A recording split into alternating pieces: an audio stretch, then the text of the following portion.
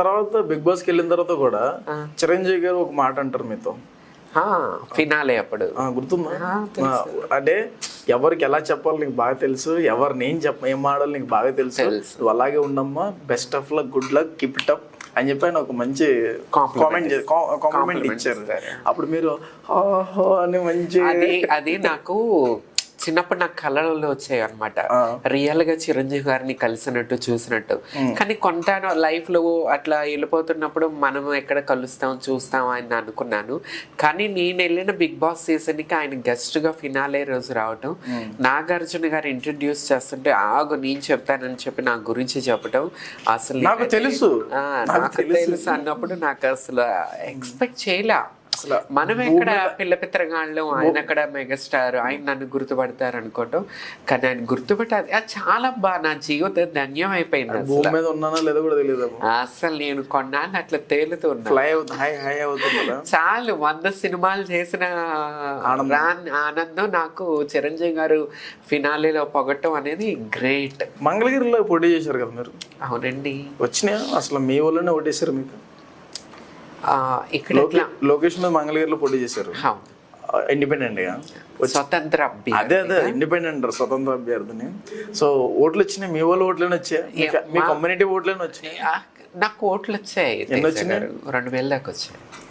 2 ఓట్లతో ముగిసిపోయినా తమ్మన్నా సింహాద్రి ఓటింగ్ అని చెప్పేసి బయట ప్రచారం. అవి ఎవడు ఏది చెప్పినా ఐ డోంట్ కేర్. అక్కడ పోటీ చేసేది ఎవరు? ప్రెసెంట్ ముఖ్యమంత్రి చంద్రబాబు నాయుడు. ఆ టైంలో 2019లో ఆయన కొడుకు నారా లోకేష్. అప్పుడు జగన్ గారు వేడివేడిగా ఒక్క ఛాన్స్ అంటూ ఆళ్ళ రామకృష్ణారెడ్డి గారు అక్కడ జనంలో ఉండే మనిషి. ఆయన నేను నిజంగా పర్సనల్ కలిసి గ్రేట్ హ్యూమన్ ఆయన. అలాంటి వ్యక్తుల మధ్య నేను ఎక్కడి నుంచో పిల్లదానిలాగా అట్లా వచ్చి చిన్నపిల్ల నాట్ దట్ చిన్నపిల్ల పొలిటికల్ గా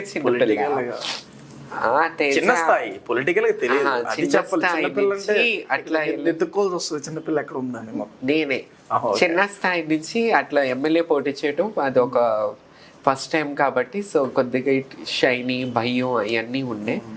ఇప్పుడైతే అది అంటే యాక్చువల్గా జనసేన అంటే బాగా, అంటే జనసేన మెగా ఫ్యామిలీ అంటే మీకు వచ్చమని పిచ్చి. మరి ఎందుకు కామెంట్ చేశారు? అంటే సార్ నన్ను పట్టించుకోలేదు, పక్కన పెట్టేశారు, నాకు టికెట్ ఇస్తారు అనుకున్నారు, అది ఆడ ఎవరెవరికి ఇచ్చారు అని ఈ టైప్ ఆఫ్ వర్డింగ్ ఎందుకు మాట్లాడారు? ఇప్పుడు భాష అంటే మీ భాష మామూలుగా ఉన్నప్పుడు చాలా స్మూత్ వెళ్తుంటది, ఏదైనా టచ్ అయినప్పుడు ఎక్కడికో వెళ్తా ఉంటుంది. ఎక్కడన్నా బూత్ వినపడిందా ఆన్ ది రికార్డ్ చూపించు, వినిపించదు. ఆయన ప్రాణం. కానీ పక్కన ఉన్న వాళ్ళు కొంతమంది కష్టపడే వాళ్ళని పవన్ కళ్యాణ్ గారి దాకా వెళ్ళనివ్వట్లేదు. కష్టపడి పార్టీని ముందు తీసుకెళ్ళి వాళ్ళ స్వార్థానికి పవన్ కళ్యాణ్ దాకా రీచ్ అవ్వనీయకుండా, వాళ్ళకి టికెట్స్ రానియకుండా చేస్తున్నారనేది నేను నాది చెప్తూ నా పక్కన ఉన్న వాళ్ళది కూడా చెప్పుకుంటూ నేను మాట్లాడింది. ఇప్పుడు ఏంటి మరి టికెట్ ఇస్తారా? ఇంకేమి ఇస్తారు? ఏంటి ఇంకేమి ఇస్తారు? టికెట్ అవ్వదులే ఇంకా. అవునా? ఓకే, పర్లేదు. I don't care. ఇండిపెండెంట్ చేస్తారా? ఈసారి ఒక ఓటు వస్తుందా? ఈసారి ఒక ఓటు వస్తుందా? 2 ఓట్లు వచ్చినాయి అని నువ్వు చూసావా? ఇది ఉంది. ఒకటి వస్తుంది. నీ దగ్గర ఏమన్నా ఉన్నాయి ఆ ప్రూఫ్స్ కాదు, జరిగిన నాట్ కామెడీ. సీరియస్ గా మన దగ్గర ఇప్పుడు ఆంధ్ర పాలిటిక్స్ అంటే తేజ అందరూ చూసుకున్నట్టే 200 కోట్లు 300 కోట్లు పార్టీ టికెట్ ఫండ్ ఇవ్వాలా, 200 కోట్లు 300 కోట్లు పార్టీకి ఫండ్ ఇవ్వాలి. మీరెంత ఇవ్వాలి? నేను చెప్పేది నాకెందుకు టికెట్ రావట్లేదు ఇవ్వాలి.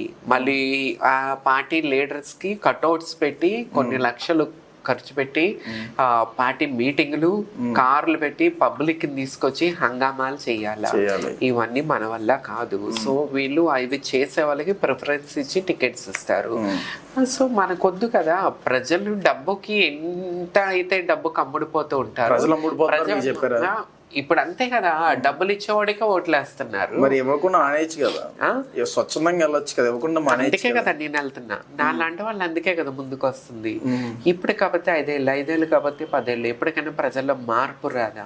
మా పవన్ కళ్యాణ్ గారు చెప్పారు కదా, మార్పు కోసం మేము వచ్చామని చెప్పేసి, అంటే మీరు మార్పు కోసం మేము వచ్చిన వాళ్ళు. అంటే